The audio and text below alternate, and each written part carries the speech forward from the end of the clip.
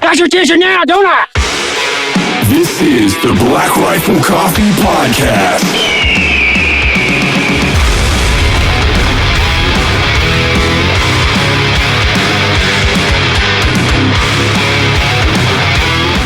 Yeah, what are you guys doing here? Anyway. We're freaking creating epic content, dude. Oh, okay. Yeah, right. man. That's good. That's good to know. It was an awesome few days. We got a lot of sweet content for obviously Black Rifle. Yeah. Did some unbelievable. You were actually at the best end of that whole deal, as expected. Of course you are, but you literally ate rad dishes. Yeah. So we have to talk about what we did. I think you caught some of it, didn't you? Oh, yeah, So, absolutely. Michael Shea, everybody, for those of you that don't know who he is. What's your job? What am I doing here? Yeah, I what don't know. do you do with I your don't know. hands? What's your What are you name? doing? Yeah. Mike Shea. I'm with Free Range American, of course. Thanks to you. Black Rifle Coffee's outdoor hunting, fishing, shooting kind of media push, and we're killing it. And I was out here at the ranch with you guys, and we were making some videos and shooting some bows and just living it up. So John Dudley and Mike Shea. So the cool thing is they're on the other side of the table, but they know way more about fucking hunting than I do. I know how to shoot things with rifles and pistols relatively well. They know how to actually do the things required to take an animal, put it on a table, eat it, which is what we did, partly of what we did. But a lot of you guys know John, because he's been on multiple podcasts. You know that we do a ton of stuff together. This is an introduction to Mr. Shea. So tell us, I already know all this, but tell the audience where you came from and what you were doing before you came over here. Yeah, right on. So like way back, I was originally a newspaper reporter. That was kind of my first job. And then I started duck hunting. I was actually on an assignment in California. I was fishing. I grew up fishing, doing outdoor shit my whole life, but didn't hunt. And I was on a salmon trip, and there was this guy on the boat, and he started busting my balls for working for a liberal newspaper. Which newspaper was it? I was working for the Modesto Bee in California. Huh, Yeah. But just classic, like, he's ranting and raving about Hillary and like the liberal newspaper. And it was back then. And he said, you guys don't even cover deer season anymore. And that's like a holiday out here because it was rural California. Yeah. And I was so sick of his like bullshit. I was just like, dude, take me fucking deer hunting and I'll write about it. Right. And he was like, I'm a hunting education instructor. Like literally, I was 23 years old. Yeah. So I always did outdoor shit, but never hunted. Long story short, I did a story on a first duck hunt, and I was in a blind, and canvasback came through. It was like my third duck hunt, like 40 yards, just like no mind. It was kind of like what we were talking about before, about like that kind of zen moment of shooting a bow. And I just popped up and boom, dumped this bird. And the dog brought it back. It was the first canvasback killed out of that blind in like 3 or 4 years. And it was literally like I was a bass and the hook got set. I was like, holy fuck, I got to do more of this. Like, I don't know what this is, but I gotta chase it. And then so like newspapers fell apart. I went to grad school in New York City, and a guy came into this writing class I was in, and he was like, dude, Outdoor Life is looking for an intern. And I was like, I would be perfect. And I wrote him a letter because I was in this, fancy writing program. And I was like, I love to duck hunt and blah, blah, blah. So, to shorten up the story, I ended up interning at Outdoor Life and Field and Stream. And I basically just didn't leave. And I worked there as a staff video guy. I did a bunch of their video productions for a while. Yep. Then basically went from there to freelance, then worked up to like an editor at large position for FS, which is basically like you're like a like tier 1 freelancer for them.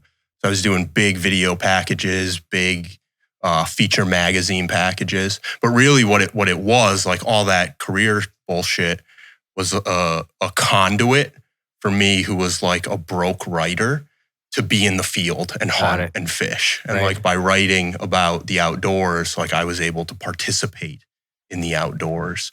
And I just chased it, and like knew Marty, knew what you guys were up to at FRA.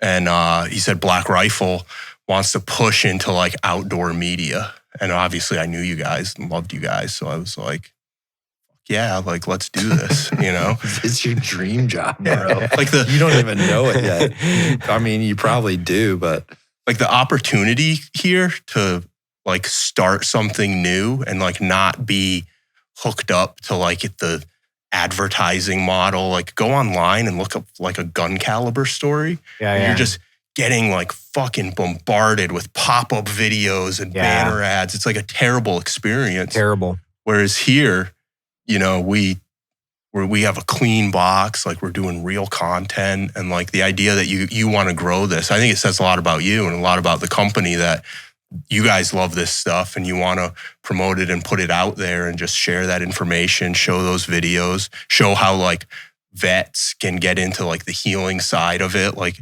it's so fucking dope, man. I'm grateful. Well, and this is such a good episode because John, we have the entire genesis, excluding Andy, because Andy obviously was an integral part of this with John because they started Free Range American. Yeah, my backyard shooting archery. Yeah. So tell us the story of you starting it and then how it even came to be. Well, Andy obviously was coming out of the military and he's done some super awesome stuff. I mean, Andy Stump. Freaking did the CrossFit thing, freaking decided to fly jets, got certified with that. Obviously wingsuited all over the freaking world, jumped all over the place and was, a badass SEAL and just an all around really cool dude. But he was also, I think looking for something. And when he got into archery, we met in Vegas, and then he called me I think he might have been on the way to the CrossFit Games in Madison. And I said, hey, dude, that's only, 4 hours for me. Stay an extra day and drive down and let's do a freaking session at the house.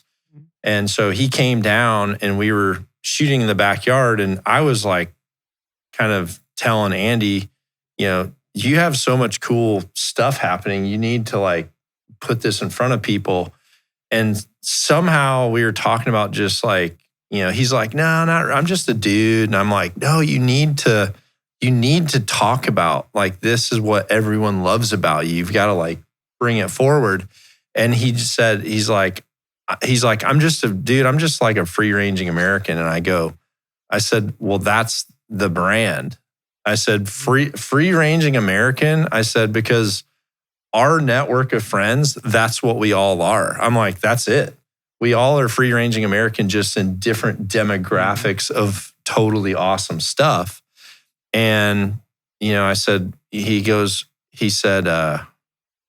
think he said, well, why don't you just do something like that? Why don't you just do it? He's like, just take that word and do something with it. And I said, no, it's a partnership. So I said, if you want to do it, let's just do it together. And I said, we've got so many friends that are from awesome facets of life. Let's, bring all those different people forward to the whole community, to where people, regardless of what you're doing, if you're freaking awesome at it, then you're like part of, free ranging Americans.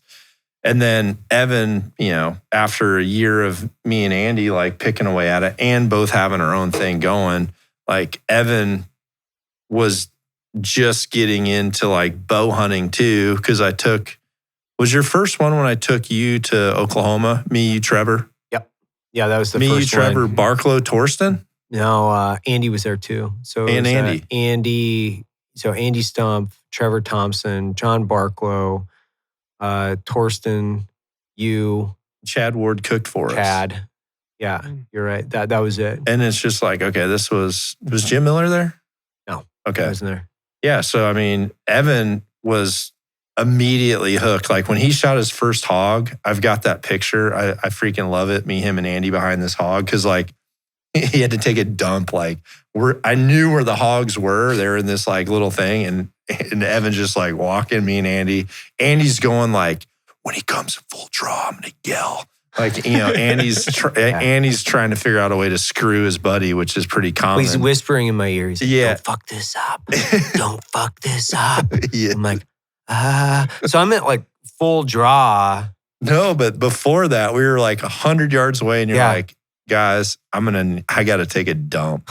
So he comes back. Bowels opened up. He's got this big pocket knife. Like, I don't even know how you cut behind your back with a pocket knife, but there's this big rip like that where he freaking, and then I'm like, hurry up. And we freaking stalked in and pick it up. Wait, he cut his shirt with the pocket knife? Well, yeah, I did. Because like, there was I no learned TP. this. I learned this to get to your ass? Or I'll give you guys the photos so you guys can see them. I cut out this big square out of a brown T-shirt so I could wipe my ass. And then I think I had that cheese dick smile. You guys were taking photos of me. And I was filming Andy as he was like trying to cross this creek without getting wet. And it was like, you're like a cat trying to not jump into the water.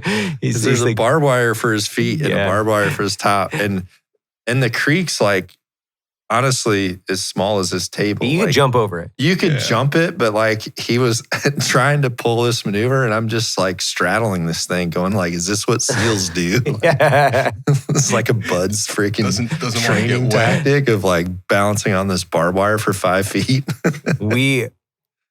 Because we'd been hunting for all week. So we were hunting Yeah. all week, and it was spot and stock pigs. But we were putting corn out. We were doing, we were what you do chumming for I them. pigs. have We a were chumming theory them. about bow hunting hogs, and I think anybody who wants to get good at archery should just go do a hog hunt. Yeah. Yep. Because they do a couple things, right? Like they are hard they don't slow down, so they're twitchy. They're always moving. They have really small vitals. Oh, thank you. Oh, nice. Nice job. Their pigs are like twitchy. They're always moving. They have really small vitals. They don't bleed well. So you got to make a good shot. Even if you make a good shot, you're going to get a lesson in blood trailing. Yep. Like all the stuff you need if you kind of level up to deer and elk. Like you can kind of training camp that on pigs. Yeah. And like you go to a place in Texas, like you can literally like shoot one and then move to another feeder and shoot another one and stack up a half a dozen shots within 2 days. Yeah. And get that kill experience. Yeah. Experience is one of the hardest things with hunting. The thing is like, you're only going to learn when you make a mistake a lot of times.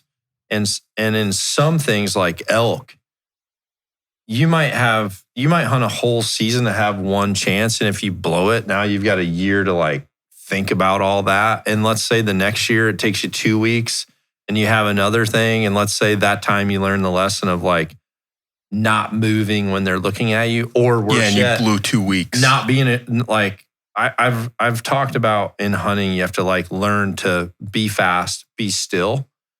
And like for hogs, a perfect example, if their ears are moving, you can move. Mm-hmm. If their ears stop, even if their head's down, they're looking something like, so like if their ears are flapping like this, they are focused on feeding and you can move. But as soon as those stop, then you need to like recognize he knows something's up, or he might just be stopping to listen. But just having that experience of like knowing what screws up movement, knowing how I screwed up I didn't move fast enough to get in position. Like I was being too cautious. And then did I put myself in a position where I could move without them seeing me? And then there's the wind. And the wind is what? If you have the wind on a pig, like you have a huge advantage. Like you can. If you don't have it, you have a 0% zero chance, right? Zero Right, chance. right. And the same is true like on, I feel like the segue is like spot and stalk hogs, spot and stalk bears. Like that's a really good, two really good like entry level stalking situations. Yeah. Because if you can't kill like a hog or a bear spot and stalk, a mule deer is going to be very close to impossible for you. And then a whitetail would be on like another level than that. Yeah, ground game whitetail. So that's mule next deer level. are they're less difficult than whitetail? Is that what you on just the said? ground? On the ground. 100%. Really? Yep. Yeah. Huh. Yeah. Why? What, I mean, do you know? Well, I think there's like two reasons. One, for whatever reason, mule deer don't recognize that their racks really freaking screw them over, because a whitetail can get down in something and he feels like he's in cover, right? And he is. But like a mule deer gets down, like could bed down in something, and there's these huge tops. And if you spend enough time behind glass, you can find bedded muleys. If some guys out west, legit guys, can pick out velvet like unreal through a spotting scope. Yeah, and if you have the wind and can walk quietly and can get in, you can get into position on a mule deer where you're just going to sit and wait. And you'll sit there and wait for him to stand up. Maybe it's all day. And eventually that deer will come off the bed and stand up and you can make a shot on him. Whereas with whitetail, it's just they're twitchier, like they're not going to be so solid in the bed.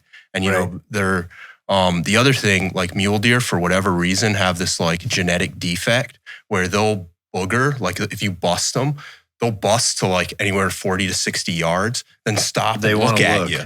They want to see what you are. So if you're a bow hunter and you know that and have that experience, you busted that deer out. Pull back. You're drawing and he's running and you're just waiting to stop. Whereas a whitetail, you bust a whitetail out, like he's gone. They're gone. Yeah, your neighbor won't even see that deer. Yeah. You don't get that shot on that whitetail. You do not get it. But I think, like, circling back to your point with FRA, it was a vision of Evan's, because we went up in the mountains together. Actually, me, Trevor, and Shaz went up that day with Logie. Yeah. And we made coffee. Yeah, that's right. We kind of, Trevor had his Toyota. Yeah, we're up in Utah. Yeah, we were all up there, and we went and remember I made, we had like a pack of mini hot dogs. Remember those? Yeah. All we had was someone had a bag of chips, someone had some mini hot dogs, and we found like an old thing of mustard in a cabinet in that cabin. Yeah. And I was slicing the hot dogs so that they fit on the cracker with one blollop of mustard so we felt classy. Upper class. Yeah. It was classy shit. Appetizers. We made some great coffee though. And then on the way down from that trip, as we were coming down in elevation, Evan's just dude, this, we have to do this for Black Rifle. He's this is so freaking just refreshing. I forgot I think you said therapeutic. Yeah. You're just this is so therapeutic that there is an unlimited amount of our, family, meaning every coffee club subscriber, to Evan is family. He's there's so many people that need this. And he's Free Range American would be a good way for us to have a platform for all that. And I think now it's taken a few years. Mm-hmm. You guys obviously had a little bit more going on at Black Rifle, but now involved with TAC. And each year you've stepped up with TAC to now this year, title sponsor of TAC. Black Rifle has their own range as well. And, if you want to get into archery, the Total Archery Challenge is where, if you're Black Rifle family, it's where you need to be. Yep. Because, BRCC Gives was a concept that came out of a lot of what was going on at TAC when we had the Saturday, customer appreciation parties, and we were doing raffles in a way to give back. And then all of a sudden, the Gives came to be of how do we actually scale this to a whole new level? So now this year, what we're going to do is, we're working with key partners to develop a package to where at these events, people can come in and instead of giving just a straight donation, if you want to, you can say, okay, here's a package to where, us as Nock On, we'll for surely do it. Where when we make this donation, we're sponsoring a adaptive athlete with a full kitted out bow, everything. And then he or she is going to get to experience a black rifle event, whether it's going to attack or, they're going to be involved with either a black rifle hunt or attack event or an adaptive athlete shoot, to where they're going to get dialed in. They're going to go somewhere where there's epic people there. They're going to get lessons and they're going to get a new mission. And people or businesses are going to have the ability to just say like, hey, I want to sponsor 4 people. And, they can do this and maybe those 4 people know, hey, this is the company or this is the business that sponsored you to get into this. And, it's just such a rewarding way because like I told you today, I've coached all levels of archery from the highest to, someone that literally just wants to shoot in their backyard for fun.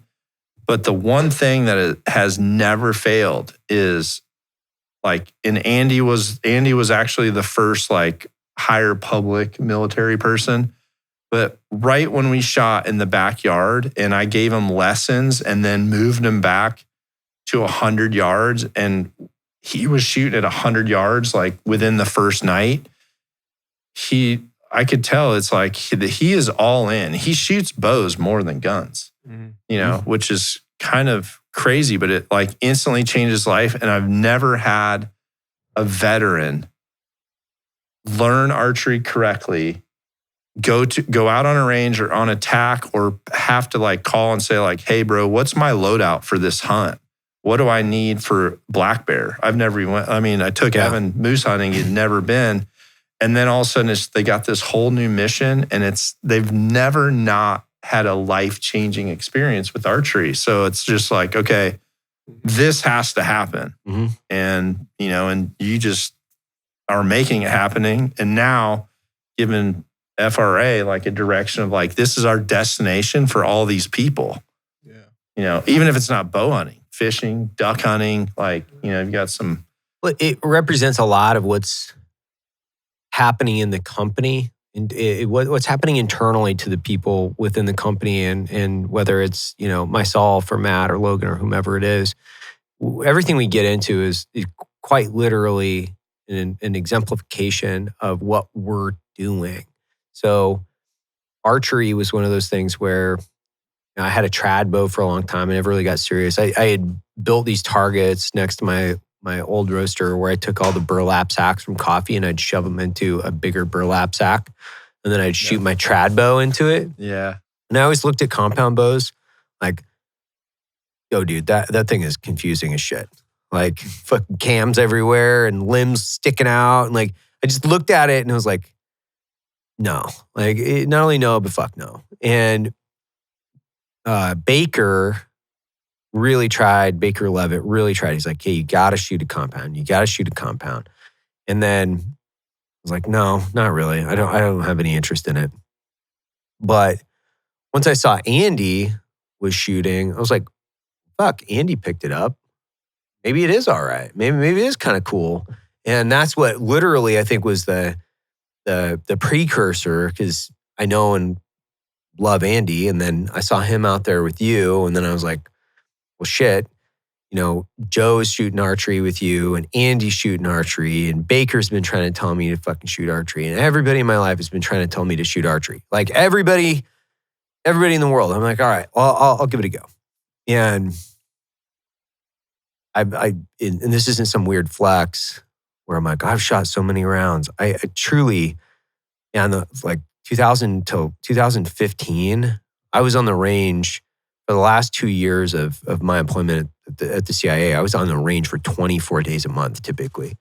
So I was shooting thousands of rounds a month, doing nothing but like shooting paper, shooting steel, shooting inside of a shoot house. Like everything was shooting 24 days a month, take a few days here and there. So I was burnt. Like just literally, guys will go like, how can you get burnt out? I'm like, dude, spend 2 years of your life, thousands of rounds, like teaching shooting instruction, shooting yourself. And I truly love shooting too. So when you get something that's new and you get the same type of fulfillment out of hitting a target or the center of the target, but you have to relearn. Yeah. Everything's new and you have to relearn. And it made sense to me. All of a sudden, it made sense to me because for me to go and shoot something even out to like 500, I'm not really that impressed. I'm just like, okay. Like, are we going to run it for splits? Or are we off the clock? Like, no, like for hunters, they're not doing that. But to close the gap from that 500, because I mean, 500 is really somewhat of a chip shot for most, like a 6.5 PRC or, 338 or something like that. It's a chip shot. And so you don't even really need to understand wind all that much, and your holds aren't they're not that big of a deal. So, 500 is still a stretch for most shooters, I think. But 500 is just an expectation for most guys that have spent the majority of their life shooting. It's like an entry-level goal for a long range or it's entry-level goal. Yeah, for a long range guy. Yeah. Whereas you don't learn how to hunt at 500. You really don't. Mm-hmm. You learn how to hunt, I think, and I could be wrong, but you have to get inside the 100 to understand how to hunt. And then when you're inside the 60, you have another understanding of this is hunting. Yeah. You don't really know how to hunt unless you're getting inside like the 60. You're getting inside the 60. Yeah. And the archery forces that. Yeah, the art of bow hunting, I think, and I'd be interested in your take on this, is not so much the mechanics of archery and shooting a bow, but it's how close can I get to that animal. That's the skill of bow hunting, is getting close. I tell people who don't understand it or are like, oh, hunting, you just kill all the animals.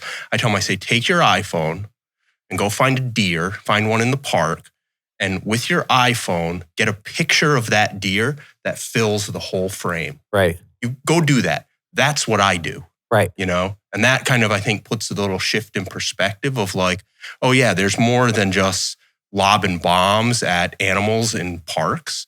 You are actually working on a skill set, like a craft, to get close to these critters that have evolved to like run the fuck away from you. Yeah. Like that's the art of bow hunting in my mind. Well, and there's a narrative out there which is accurate if we're talking about an academic circumstance where animals are just not that smart, right? Mm-hmm. Like animals aren't that smart.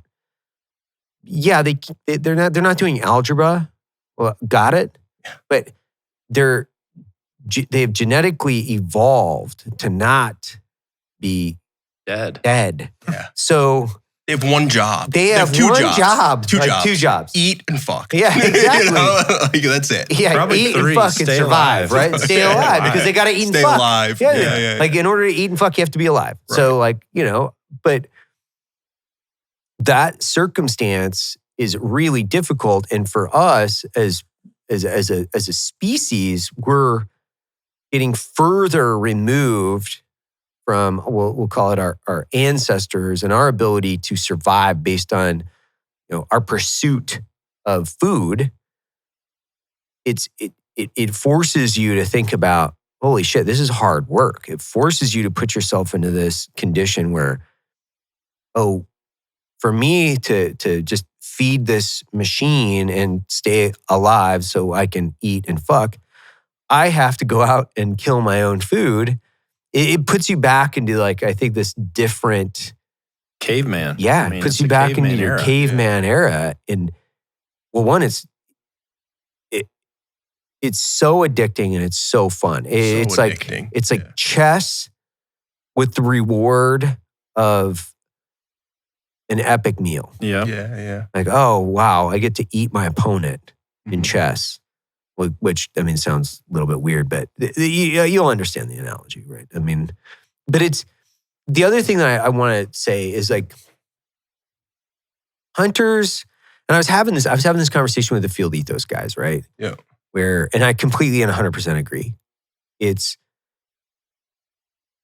hunters should be really proud and happy that they love to hunt. Mm-hmm. Yeah, hell yeah. It doesn't have to be about using every piece of the animal. Yeah. It can be like, I'm pursuing a craft that is very difficult. Yes. And I love this. Arguably the hardest. Yeah. So one of the things that I love, and I think we have a real special opportunity here with Black Rifle and with Free Range American, is like, yeah, most of the animals I shoot, I eat and process myself, like 100%, like I do that. But I also have participated in like helicopter hog hunts, where I'm on skids with an AR and I'm shooting a lot of pigs and I'm leaving them in the field. Like there's no eating that happens. And there's a great argument for that because of all the damage hogs cause and the ecological disaster that they are in Texas.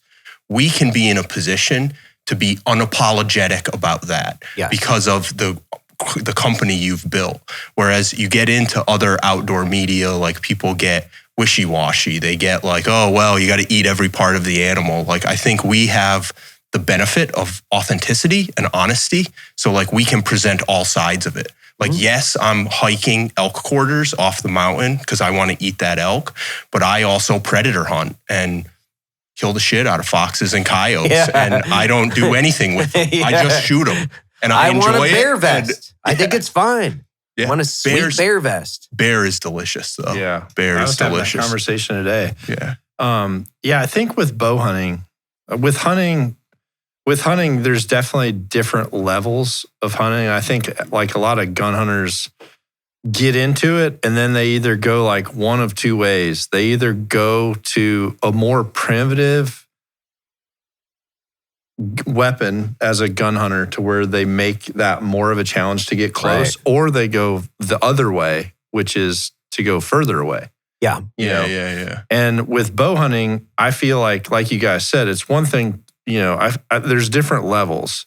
There's the level of being an outdoor enthusiast and going out and like getting out for the very first time. And I think that's when people get that wake up call of, like you said, hey, try to get a full frame photo of something with your phone. They realize like, okay, I'm surprised I can't do that.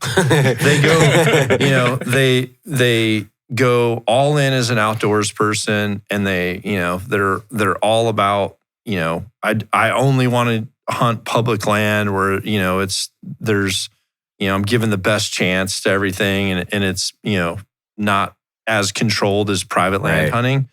But then they also realize you really don't get a lot of experience when it's that tough. And then if you do, you're going to make mistakes. So there's like the outdoors person. Then there's the bow hunter that learns the craft of being able to get within 100 yards to now you're a bow hunter.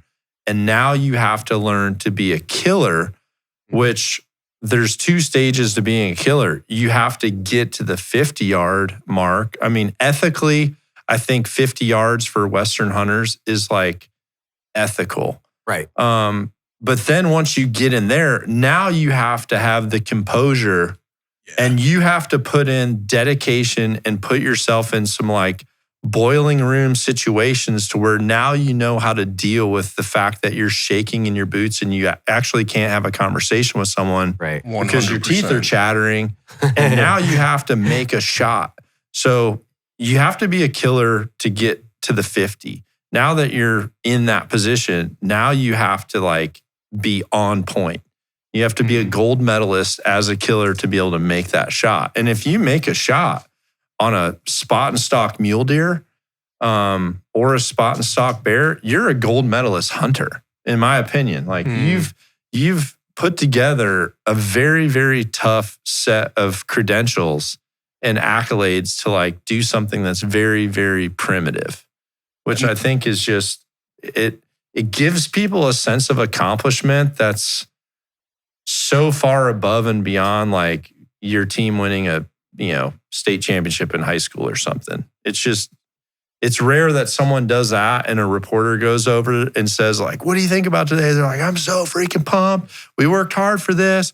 But you freaking take a mic over to someone who's like closed the distance and finally got a lethal shot on a mule deer or sat in a whitetail stand long enough to like make it happen when they see, you know, something rad coming in.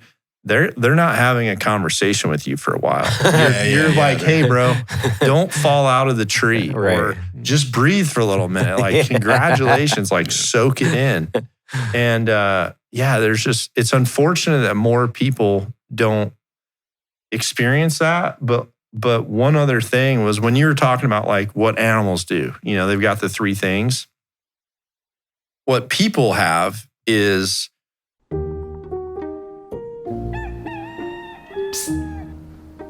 Caleb, did you know with Black Rifle Coffee's Coffee Club subscription, you can get fresh coffee shipped to you every month? What? You don't even have to go to the store. Whoa. You don't even have to leave your bed. What? Wow. How did you get in here? You might want to go ahead and join the Black Rifle Coffee Club subscription before one of these guys shows up at your place. People have the ability to open up Uber Eats and get food delivered. Like we could get food delivered right here, right now, pretty fast if someone got on the app. Is that a hint? Huh? Is that a Hungry? hint? I'm good for now.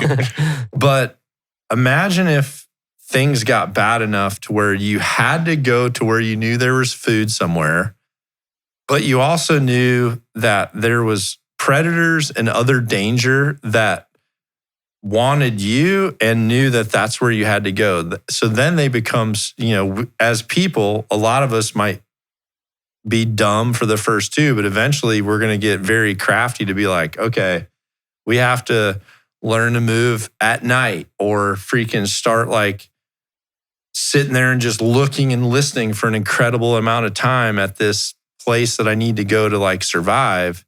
And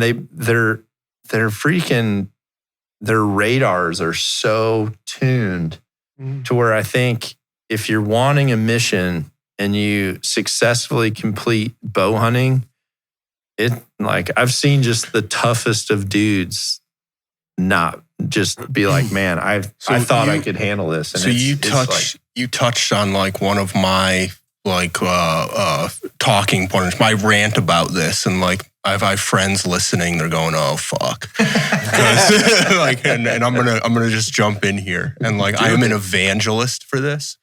If you are a new hunter and you're listening to this and you're like, "Oh, I want to get into bow hunting," which fuck yeah, you should. Like get into it. It's awesome. You have to get reps killing things. You have to get kill reps because just like you said, and I know dudes who it happened to me with target panic. You draw on an animal, and if it's that first whitetail doe, or if you're lucky enough and you're on a ranch and it's a big bull elk, your nervous system is going to short circuit.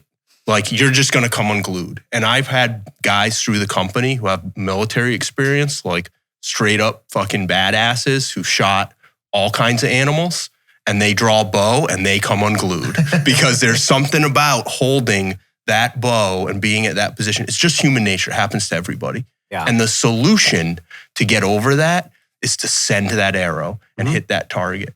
So people get into hunting and like they go for that aspirational thing. They want to go kill a bull elk. They want to kill a sheep. Like that's awesome. Like you should want to do that, but the return on your time and your learning the skill craft is going to be like what we first talked about. Go to Texas and shoot hogs off a feeder. Get those reps. Go do a doe hunt for whitetail and be in a tree stand in a place where you can kill 3 does. Like send arrows. I've killed one elk. I did it this year. It was a cow. And I've been going forever, OTC, public land, like trying to do it. And I just decided 3 days into that hunt, like the first thing I see, I'm gonna send the arrow because I have no reps looking at elk in a peep sight. Yeah. And I got to just send it and build that muscle memory. Because what I don't want to happen is to get on that sheep hunt or get on that 400-inch bull and short circuit. Level 3000 Berserker mode. Yeah, exactly. Exactly. What's the biggest bull you've killed? I've never asked you that. I mean, I'm not, that's what's weird is I'm active with the Boone and Crockett Club and I'm active with Pope and Young, both. But I also am very vocal about, what they do, it's unfortunate that what they do that isn't score related isn't brought forward more, because both of those organizations are they're very known for score, because it is, you shoot a Pope and Young class, you shoot a Boone and Crockett class. Yeah. And that's how, when someone says, what'd you shoot? Just like you do. Yeah. I was about ready to say, well, I've shot Boone and Crockett elk. Right. So like anybody would know, like, shot a 380 plus, right? Right. So, but I've always told people that if they have 4 legs and my excitement level was 10, then I'm shooting. So that was a big bull in Colorado. Yeah, you killed a big one this year. Yeah. But like, and I never scored that. You didn't? No, Oh. I don't score there. I mean, I shot a really big whitetail and I was with some good friends and they wanted to know what it was. But I don't score things just what did because. The whitetail score? You don't mind me asking? I think 210. Yeah. Iowa? Iowa? A 210 typical. No, it was down here. Oh, okay. But I know I've shot like stuff that if you were a true trophy hunter, it would matter to some people. Yeah. But honestly, I've written about this many times. I feel like one of the best ways to get good at something is acclimation. And for me, target archery was my acclimation. So my saying is, I'm a target hunter to be a better bow hunter, and I'm a better bow hunter because I'm a target archer.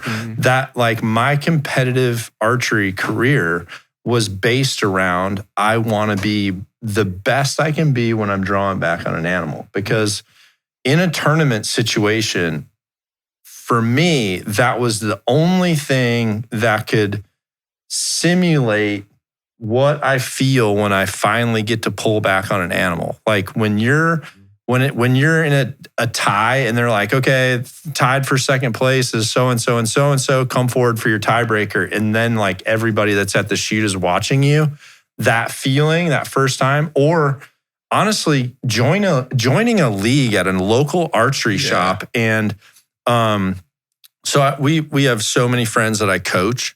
And one of the things that I teach is learning to shoot within your box. And I'll draw a box about half the size of this table. And I talk to them about learning to do this process within this box. And sometimes they understand there's fundamentals that I'm doing that it's important that I'm restricting them. But I also said, listen, if we're in a tournament on that target face right there, 4 of us will have targets on that target face. And you have 2 feet and there's someone in front of you at 2 feet and there's someone in front of them at 2 feet.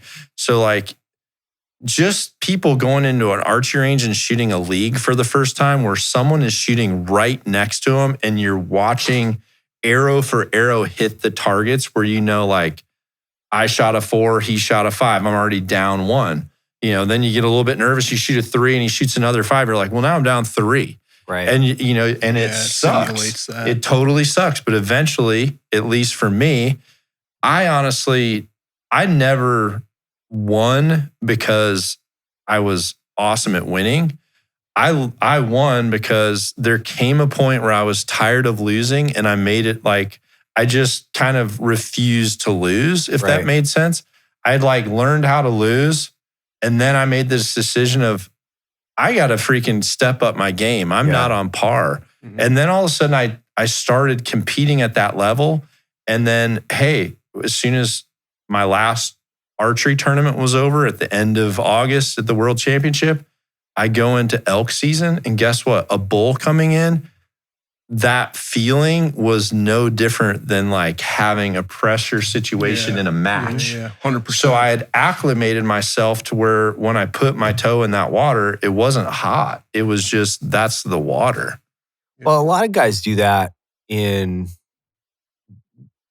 competition shooting. Yeah. So competition shooting, like high-paced 3-gun competition, for instance, it increases your adrenaline load so you can start to acclimate yourself a little bit more. Now, it's inaccurate to say that it acclimates you to combat. What it does is it just increases your adrenaline load through competition, that it kicks in a survival instinct Yeah. that allows you, one, to hone your skills under pressure, which is like, it is paramount to being able to succeed. So now you have, the physical circumstances, the stress of competition, and then you're making mistakes, and you're making mistakes that don't, affect your life, limb, or eyesight. It's like, okay, well, I got 3rd, or I got 10th, or I didn't place, or whatever it might be.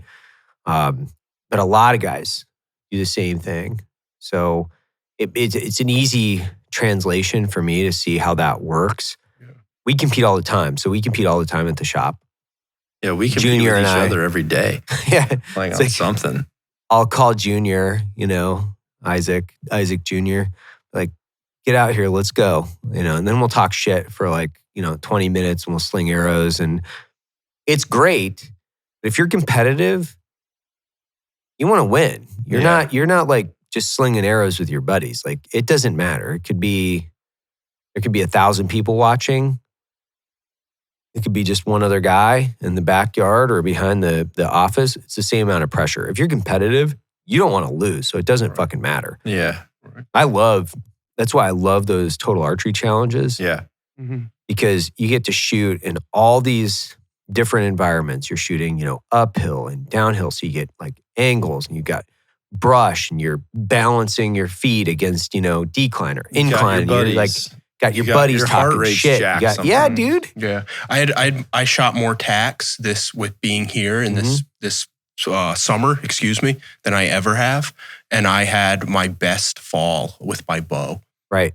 Just sheer number of animals, shots, like no bad shots, like just 10 ringing stuff. And I directly attribute that to shooting the 3 or 4 tacks because I'm like you, I'm competitive. Yeah. I don't shoot a ton. I have targets in my yard. I shoot a little bit. But when all of a sudden I was going to attack for work, I was like, oh, fuck, I better tune up. So I was shooting more in the yard. Yeah. So I was practicing between the tacks because of like what you just described. Then the deer season comes and it was like 20 yards. Yeah, it's like, what? Well, that's the great thing with tack. This is how stupid I am, right? I don't know shit about, I do now, but when you first started working with me in archery, I didn't know jack or shit about it. Like, John would send me my arrows.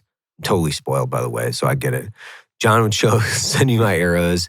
Then eventually I started fletching my own arrows and doing the whole thing, but you'd send me basically everything. I'm ready to go. Like, things basically zeroed. Yep. And then I had to start working to figure all this stuff out. But I went to every tack and I was shooting, 50 to 100. The first one we did was the Nock on Experience, which was the first one that I went to officially. And we had a whole,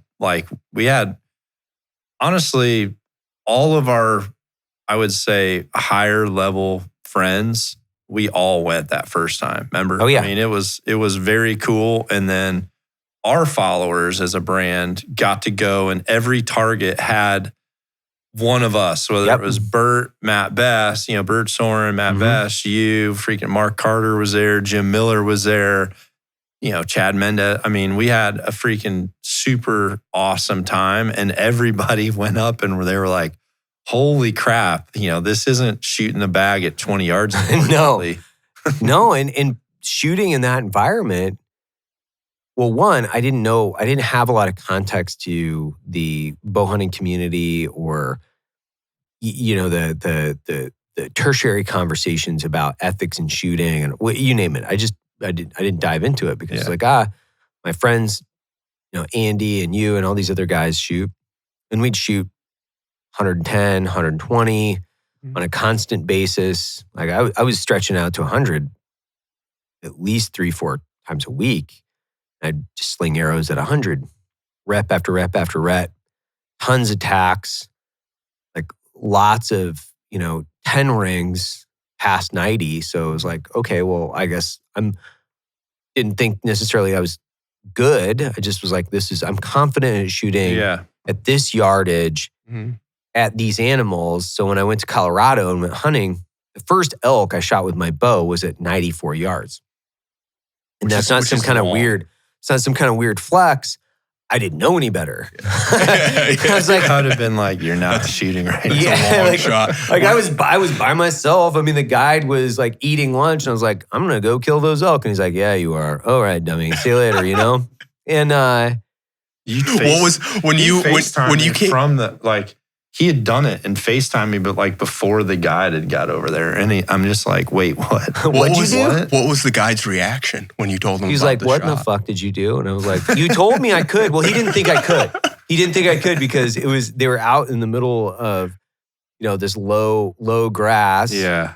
And I saw the field. It was like, dude, it would have been legit, like with an antelope that like was bedded facing the other way with like his head behind a sage bush. He'd still say like, all right, go for it. It's not going to happen. yeah. Like that, you would 100%, especially with a new guy, he'd be just like, like get over out. the back. Yeah. Go, freaking go try it. Go get some freaking prickly pear in your balls. Yeah. Go get some good stalking experience. You're gonna blow those things out. Yep. And so I was like, this is the end of the line. It's 94 yards from my knees. I pop up on my knees and shoot at 94 yards from my knees. Well, now I know a little bit more about bow hunting, and I know a little bit more about archery, and I know how fucking insane that was. But dude, I was only an inch above the heart, so I missed his heart, like the top like aorta valve, like by like an inch, and that thing, he died in 5 minutes. Like he did two circles and basically laid down, and actually didn't lay down. He did that side like. And just the side flop, but just like, okay, I'm out of commission. In 5 minutes, he was dead. Yeah. And probably I was faster, like, really. Probably felt like that. Probably felt like 5 minutes because I just sat there, and because I got really low and I didn't move, I just hit him, and instantly I saw blood, and instantly I was like, okay, well, we're just gonna see what happens. And all the other bulls, they didn't even move. I had to basically go and shoo him off because they didn't even know what the fuck was happening. They just saw him like run around a little bit, and then he just dumped out. And but talking to people afterwards, because I posted that, so I was like, I was super pumped. I was super excited. I was like, dude, check it out, 94 yards. Yeah, well, I didn't realize it was so controversial for like, oh my gosh. And then you have all these dudes like chiming in, like, you're a piece of shit. Like, I can't believe you do that. I'm like, hey man, like he's dead. Like one. Yeah. Like, so it doesn't matter if it's at 30 or 94. I know now. And so I've told myself like, hey, I did that 94. The game that I'm playing now is like much tighter. It's a close game. Yeah, it's a close game. So when I was at Field and Stream, I did an arrow test. And we had this thing called the Velocitip. I don't know if you remember that, but it was a field point and it had an accelerometer in it, just like what's in a cell phone. So you could calculate time in flight, you could calculate kinetic energy, all of these things. We had a hooter shooter, and we tested a bunch of different arrows at like 60 yards to test spine and flight and drift and all that. So the last thing we did, I had a big 4x4 block, and we went out to 100 yards. And we had a hooter shooter. It was a Bowtech RPM 360, so a super fast bow with a Maxima Carbon Express red. Carbon Express Maxima red. So like a 400 grain arrow. So a fast bow, a light arrow, like a speed setup. Yep. Screwed that thing on, no human impact, hooter shooter. So you press a button, it's in a press, and it launches the bow. And we sent that thing. I'm leaning back, that's what he's telling me. So we shot that arrow, and that time in flight, and it showed you the drop and fall of the arrow. The time in flight on that arrow was like 1.033 seconds, and it rised and fell 10 feet at 100 yards. Yeah. So imagine like a gun guy, imagine like point blank range, the tunnel that arrow's going through. So it's one Mississippi all the way to the target, and that arrow's fucking climbing and falling 10 feet. And think about basketball hoop. Height of a basketball hoop. Then think about the reaction time of an elk. Yeah. How far can an elk move in 1 second? What can happen in the airspace to that arrow? And so like that really put in perspective of me. Like I made some bomb ass shots at TAC this last year. I did 115 yard, 12 ring, I like to shoot long because it makes the chip shots. But when it comes to like a living animal, I'm like, there's just too many fucking variables that can go wrong in that giant tube of space and time. So I know that now. Yeah. And I was lucky on the first one. I know now. Yeah. This is like a real valid topic that's worth mentioning for Total Archery Challenge. the name says what the event is. So don't be surprised when there's challenging shots. It's a total archery challenge. The thing is, you're trying to like push yourself beyond what you would practice, and you feel freaking awesome when you land it. It isn't, trained to be a long distance hunter. Like, that's not the name of the event. No. What the importance of learning extended range with archery is, there's two components to it. One, just like with long range rifle shooting, the more you extend out, the more you magnify mistakes that you're making in technique, which with a field point is, at 100 yards at a tack event, if your bubble's off, if you're gripping the bow wrong, it might be a matter of like hitting it, in the neck or missing, or hitting in the butt for like hand torque or facial pressure. Right. If you had a broadhead on that, now you have a multiplier that is freaking super extreme. Yeah. Because now you have something on the front of that arrow that is now has some control on steering depending on how it's set up. But what's awesome about this is the reality of bow hunting, which again, this is a platform that allows us to like be honest. And, I'm sure there's going to be people that have a problem with this subject. What I feel like is awesome is the reality of bow hunting is, at least from my point of view, I want to be as fast to the kill as possible. And sometimes there's reaction time. Like you said, there's a tube of time and space. And things can happen within that tube of time and space that are Mother Nature. They're shooter error. But then on the other side of that, there's an animal that at this point, at least for me, and I've done this a long time and seen a lot of things get projectiles shot at them. There's no common denominator for whether or not an animal reacts a certain way to an arrow. Some do not react. Some react that because they're so sure they're alone, it's like it startles them. It's not that the bow's too loud, because it doesn't matter what the sound is. And some turn inside out. Some just freaking pick their legs up as a reaction, like they're scared, and the gravity of their body is what's making them drop. They're not like ducking their feet and turning. So there's a lot that can happen down there. So it's never a first choice for a long distance shot. But even at a close distance, I just posted 3 days ago, I posted my early season bull from Utah. And when you watch that, you see where the arrow hits. Because like when the arrow goes, and then what you really see is you see the bow fire, and then you see this knock sticking in the elk. And it's very far back and a little bit high, but the animal did drop, which is why it's high. And he also brought that, in super slow motion with the camera, you can see brought that leg forward. So it wasn't an ideal impact, but that shot was 32 yards. Right. And that bull elk was a lone bull, early season, with no one else around him. He was picking up his head even at a squirrel, like chewing on bark. So I wanted that shot super close, and he still reacted. But like, as soon as that happens, and in my mind, I'm like, I don't know if that might be a marginal shot. At that point, I need to be total archery challenge ready to where if that thing goes 60 more yards and stops, my responsibility of a hunter is to make another shot and hopefully be 100% lethal.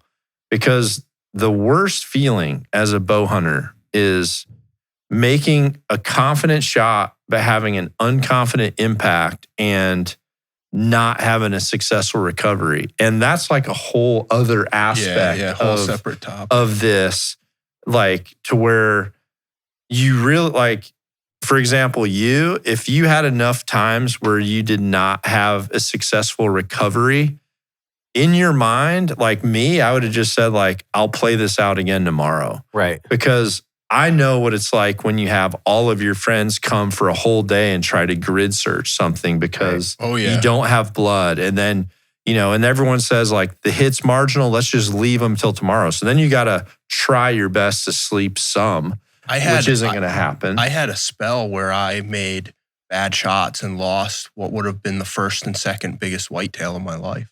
Never found them. And it wasn't a long shot. It was just I blew it, right? Right. And that settled in so deeply. Like it ruined like 2 or 3 seasons. And then finally what I did to get over it was I was like, I just have to shoot a lot of does. Right. And I stacked hunts to get those kill reps like I was talking about. But I don't ever want to like sound like a moralist, like no one should take a shot past this. Like I think you got to figure it out yourself and it's a personal choice. But I want people thinking about it so they don't have to go through that like wounded animal fucking bullshit that I had to deal with. That's a good point. Like I've had this conversation with a lot of guys because they're like, well, that's too far. I'm like, well, yes and no, right? Which is, I agree because I'm shooting things that I'm closing the distance because I think it's actually makes me a better hunter to understand exactly how I need to get a little bit tighter. But I have lots of reps past 100. Like thousands of reps now past 100. I'm comfortable at shooting a long distance. Now I understand cavitation. I understand, the physics of the arrow. So I'm not a complete moron when it comes to, how is the arrow going to impact the animal? What kind of, what can happen in space and time? I understand the consequences. Plus, I've shot a lot of shit. Mm-hmm. So there's a difference between the guy that only shoots like 10 arrows a year, making that shot, 100%. Even making a shot at like 30. There's no argument to that. And that's the whole thing. It's like, hey, dude, I have an archery range behind my building. Yeah. I have an archery range everywhere where you go. Yeah, I have a bag. What's the ramp shot? 120 yards from the door? Exactly. I have 3D targets in my backyard. I had 3D targets in the back of the facility. I have 3D targets like up on the BRCC ranch. I had a 3D block in this building when we were gutting it, and I would like rip off, 50 arrows a day during lunch.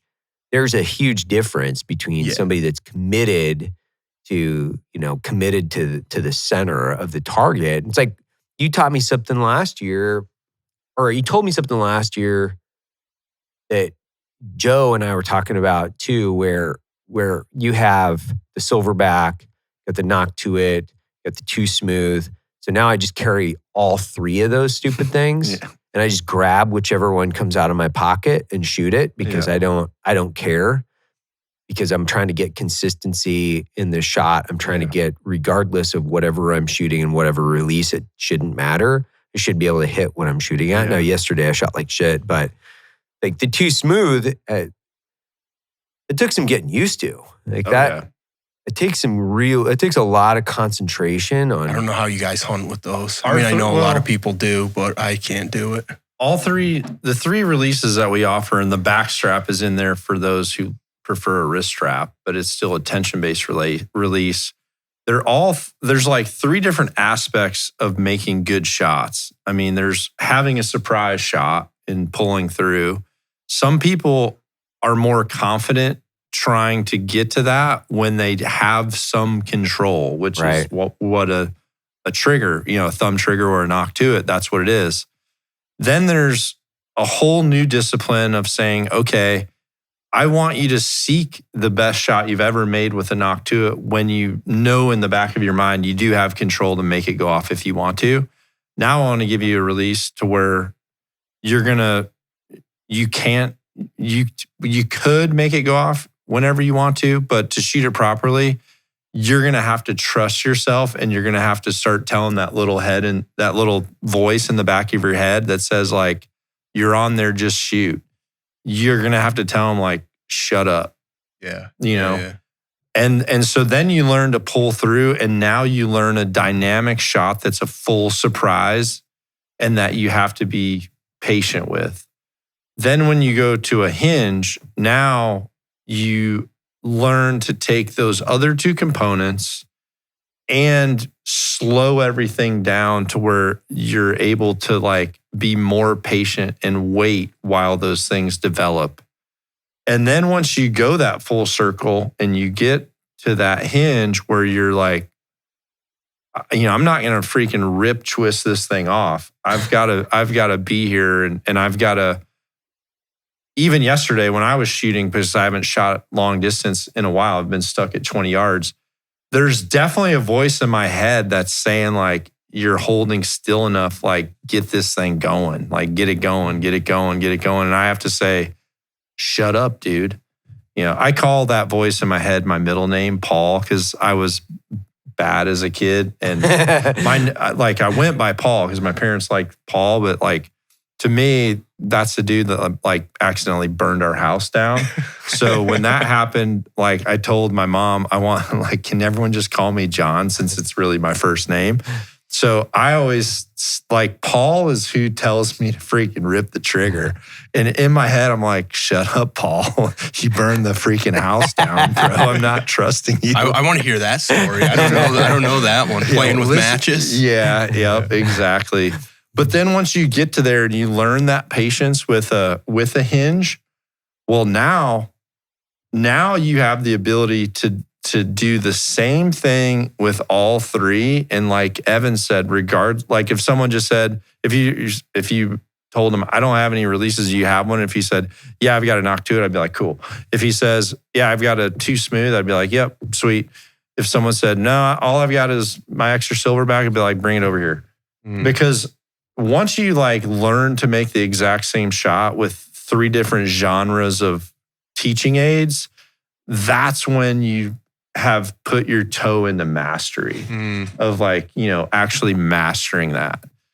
And that's so important to, like you still have this small voice in your head that says, I don't know how people shoot a hinge. The thing is, the next step of shooting a hinge isn't the patience. It's learning how to commit to making a perfect shot faster.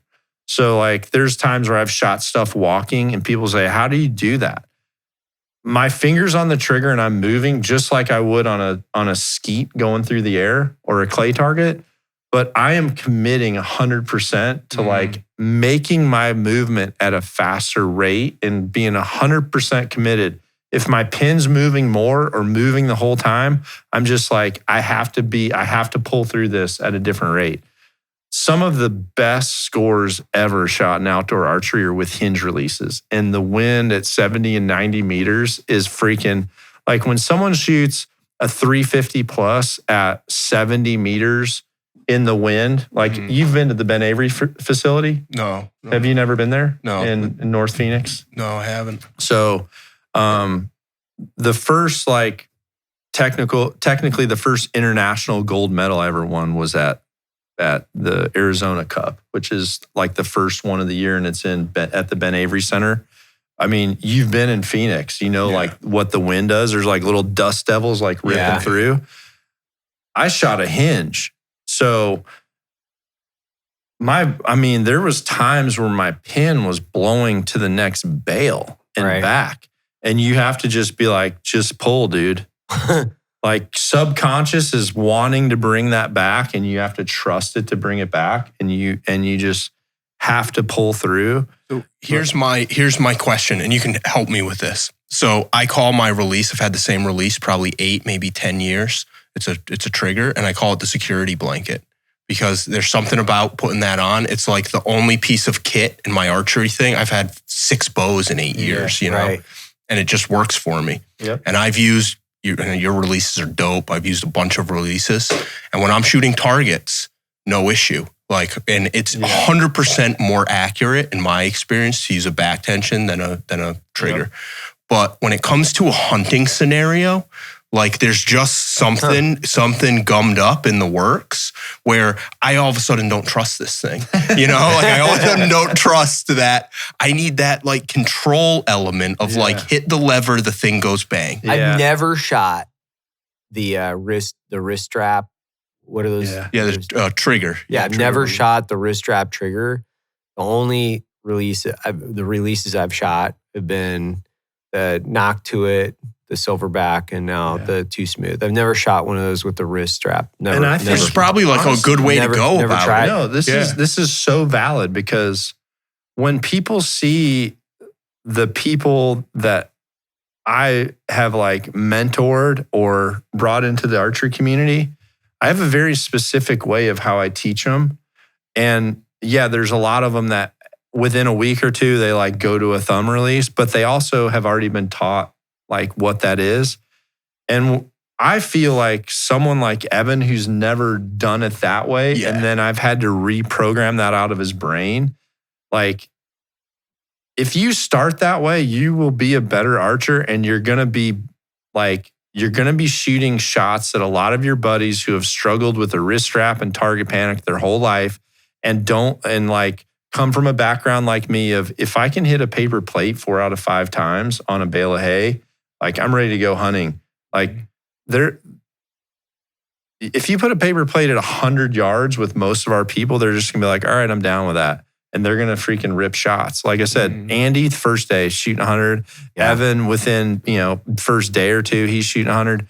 Like, if you work through it and you commit to that process, it doesn't matter the distance. And I tell people, bullseyes get bigger the further out they go.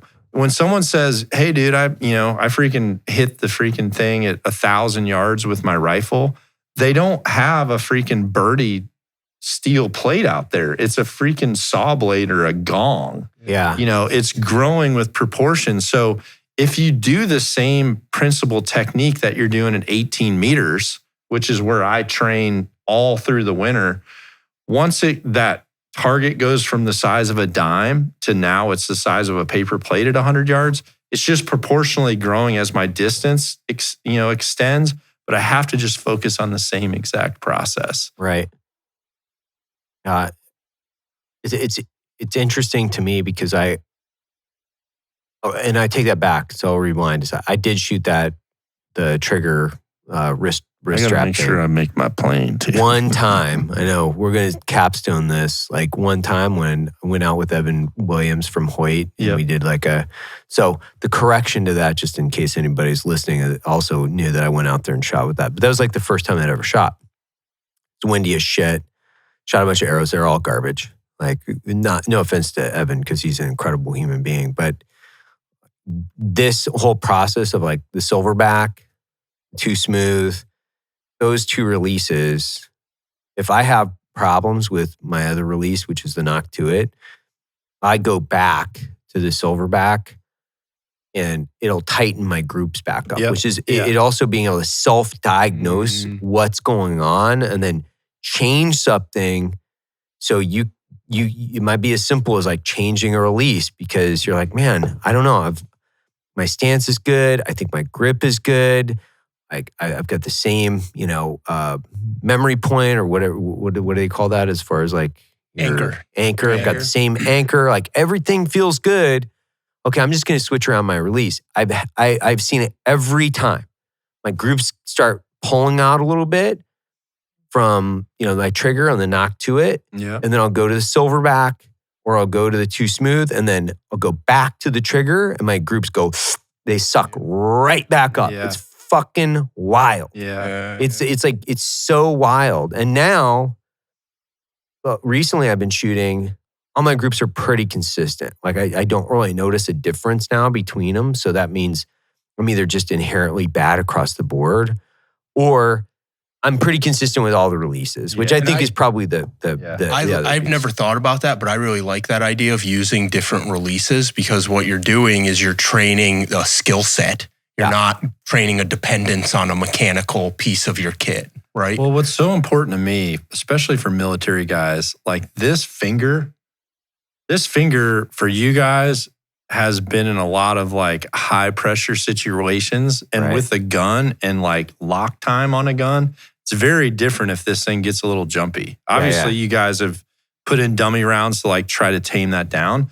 But this finger also flips light switches all the time. It freaking pokes a phone, like gets a text out fast. It picks a booger and flicks it. Right. Like this finger is like, it does whatever it wants and it's freaking pokey and fast. Got its own mind. Yeah. The thumb, it's used to freaking holding on to stuff and like letting things develop or save your life. So that's why for me, the thumb has these are all brothers or sisters. Yeah. And this gotcha. sucker right here is a troublemaker.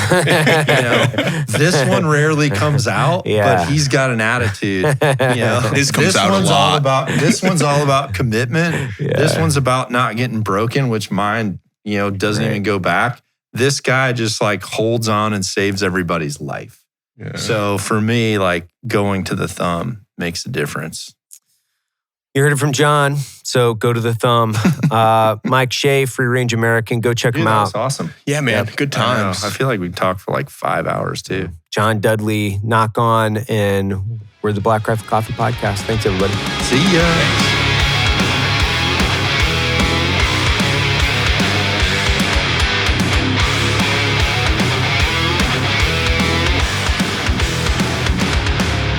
That concludes today's training. Any questions?